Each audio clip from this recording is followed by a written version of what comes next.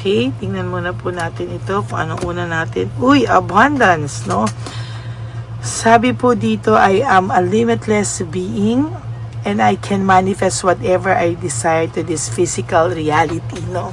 So, meron pong blessing na parating sa atin, ano? May blessing pong parating sa iyo.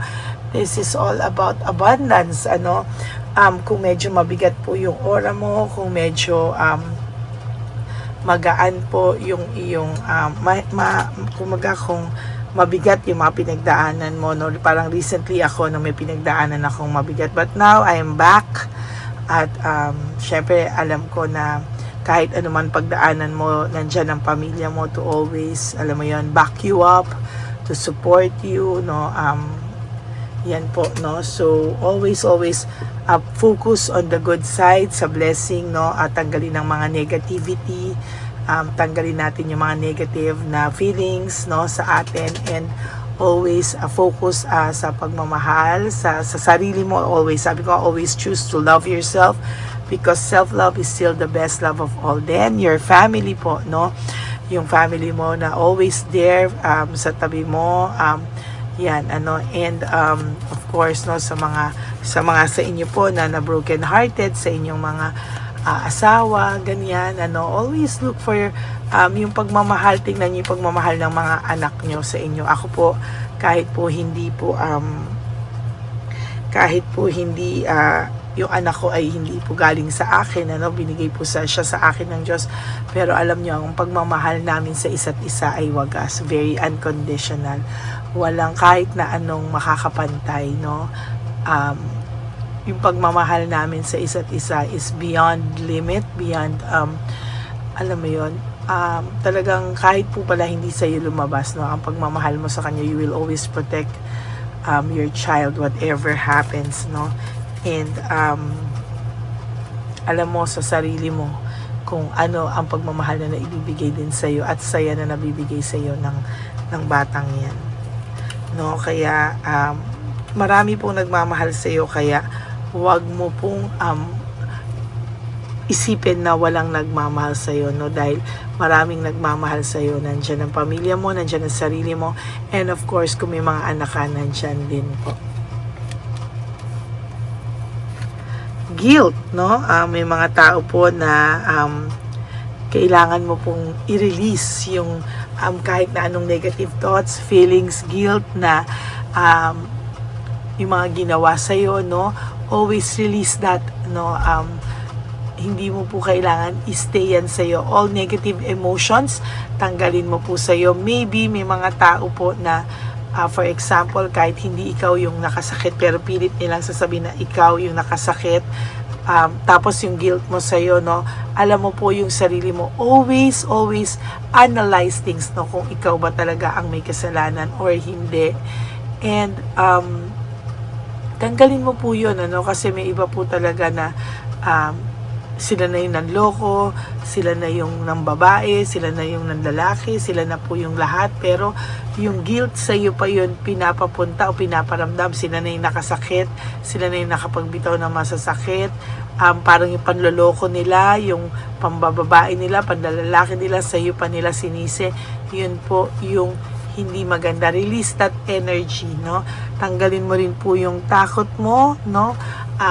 Lagi mo pong iisipin na tanggalin mo yung takot mo because you are not alone, no?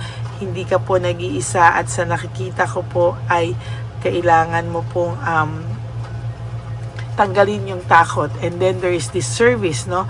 Kung kinakailangan mo pong dagdagan yung mga activities mo wherein you feel good about yourself, like ako po yung aking One Love a Day, itutuloy-tuloy po natin yan because every time na igagawin ko yan, I feel so happy, no?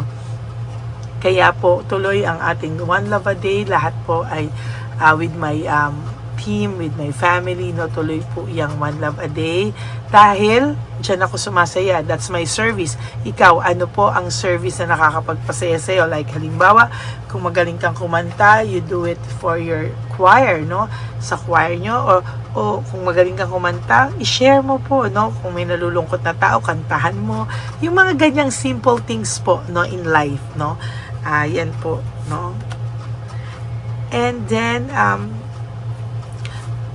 ikaw po ang makaka-realize niyan sa sarili mo kung ano po talaga yung mga pwede mong gawin in your own ways, no?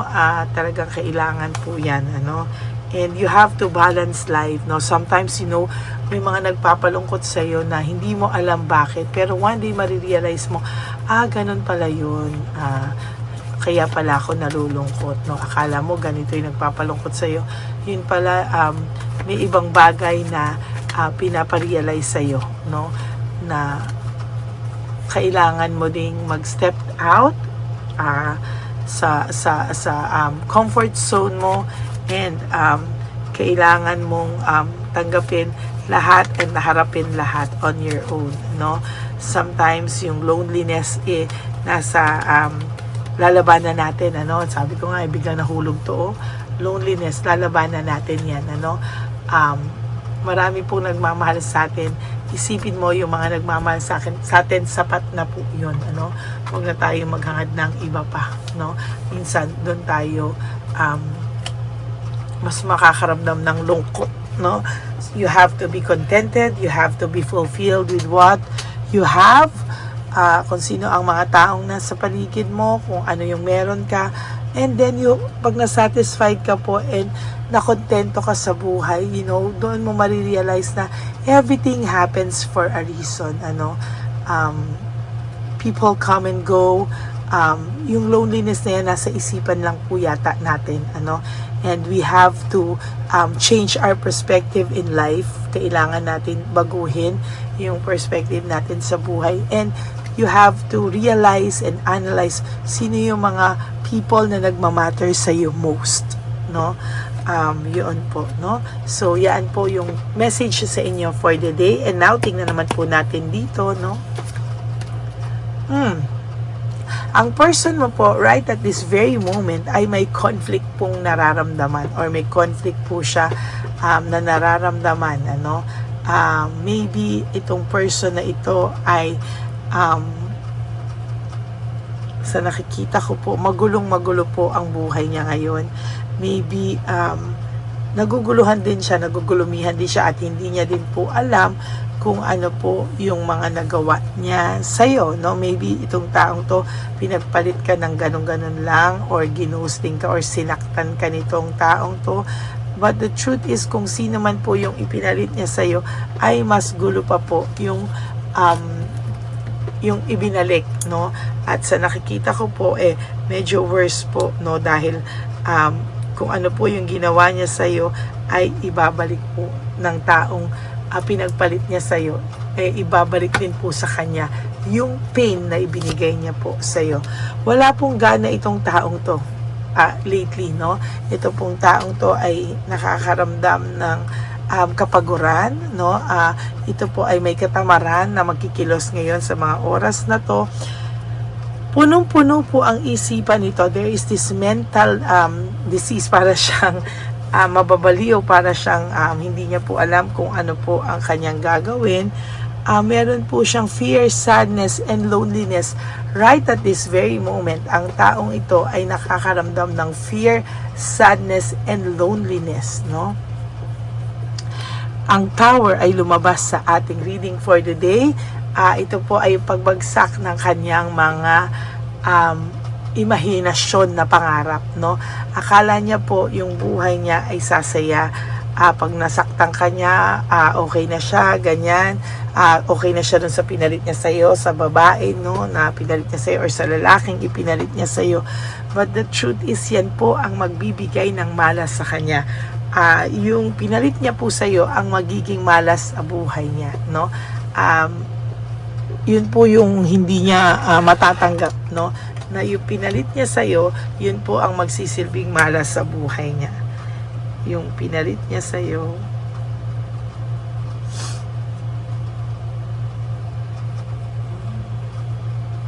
ang magsisilbing malas sa kanya. Yan, sinulat ko lang po, no? Yung ipinalit niya sa'yo ang magsisilbing malas sa kanya. Okay?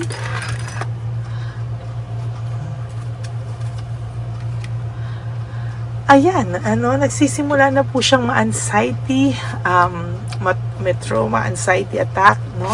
Sa totoo lang po ay nakakaramdam na po siya ng pagkabagabag, no? Talagang kung makikita nyo po ay siya po ay hindi niya nakakatulog sa gabi. So mostly, baka po ang taong ito ay hindi talaga na nakakatulog. Kaya ikaw po, most of the time, nagigising ka po. Bakit? Kasi nakukuha mo po o nararamdaman mo po yung kanyang energy, no? Nararamdaman mo po yung energy ng taong ito. Meron po siyang money na problema, financial, siya ngayon, namumblema po siya sa financial, yung mga pinangarap niya po ay unti-unting naglalaho, no? Yan po ang nakikita ko sa kanya. Very disorganized siya ngayon. Hindi niya po alam kung bakit pero disorganized siya, no? Alam niyo po, ngayon bumalik po ulit ako talaga na parang, sorry po akong 1, 2, 3 na lang nabibigay ko sa inyo. Minsan timeless readings, no? Pero I'm back, no? Sorry po talaga kung medyo lately parang yung readings ko po ay paunti-unti, no? Pero sabi ko po sa inyo, I'm back, no? Sorry po, nawala ako sa sirkulasyon, sa pagiging Lady Elena, no? Parang minsan may mga timeless readings akong pinapalabas na dapat yung mga live ko po nawala, no? Kaya yan, pero wag kayong mag-alala, ako po ay magbabalik na ulit, much stronger. And yung commitment ko po sa inyo ay nandito na po ulit. 120% more pa. Okay? Ayan po, napaka-indecisive niya. Hindi pa rin po siya makapag-decide ano po ang gusto niya sa buhay. Pero one thing is for sure, mahal ka pa po nito, no? Yung pinalit niya po ang magsisilbing malas sa kanya, doon niya po marirealize na ikaw pa rin pala after all this time, no? Ayan, no, naghahanap po siya ng growth, no, sa buhay niya. Parang gusto niya pong mabago yung buhay niya, gusto niya pong mawala yung buhay niya na talagang hindi niya po akalain, And sa nakikita ko po dito ay meron po ako nakikitang pagkabagabag sa kanya, no? Pagkabagabag and naisip niya po kung gaano ka naging mabuti sa kanya, no?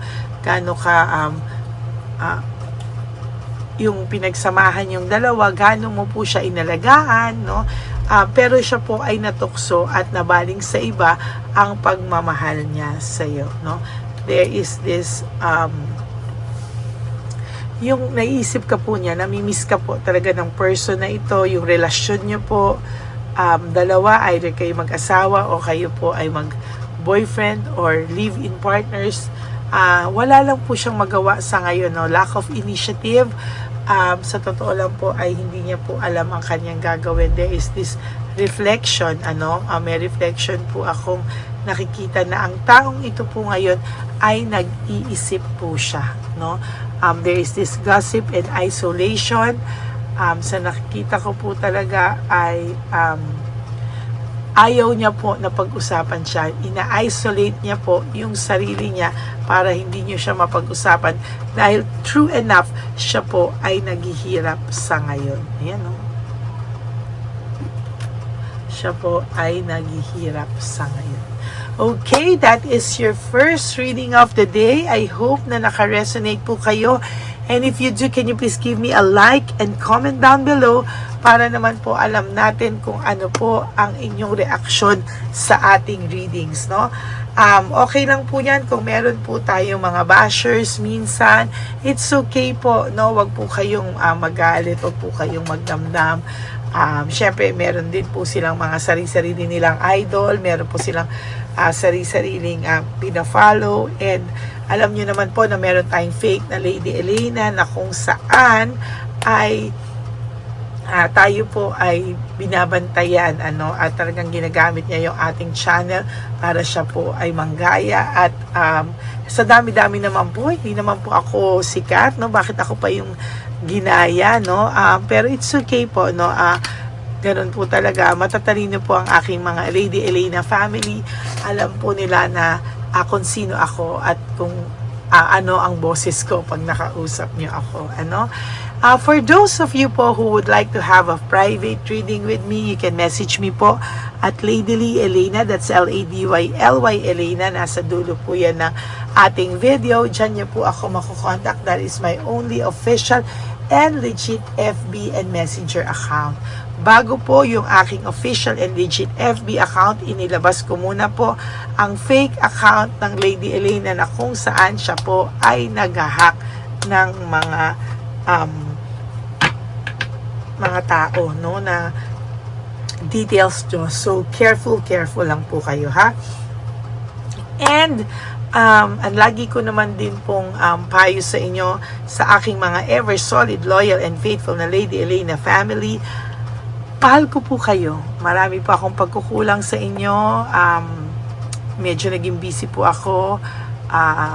Pero I'm back and magpapalabas pa rin po tayo ng mga timeless readings, but I promise you na more pa po ang videos natin. Huwag po kayong mag-alala. Okay?